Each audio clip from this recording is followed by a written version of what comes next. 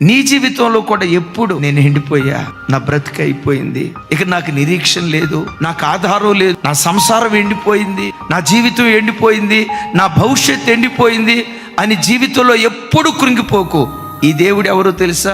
ఎండిన చెట్టును, మోడుబారిన చెట్టును పచ్చని చెట్టుగా మార్చగలిగిన శక్తివంతుడైన దేవుడు. అయితే కొన్నిసార్లు నీ పరిస్థితి షండునులాగా ఎండిపోయినట్లుగా కనపడొచ్చు. నీవేం చేయాలో తెలుసా? పాత నిబంధనలో ఆ షండులు విశ్రాంతి దినాన్ని ఆచరించేవాళ్ళు. ఈ క్రొత్త నిబంధన కాలంలో ప్రతి క్రైస్తవుడు పునరుద్ధానపు దినాన్ని ఆచరించాలి. తీర్మానం చేసుకో.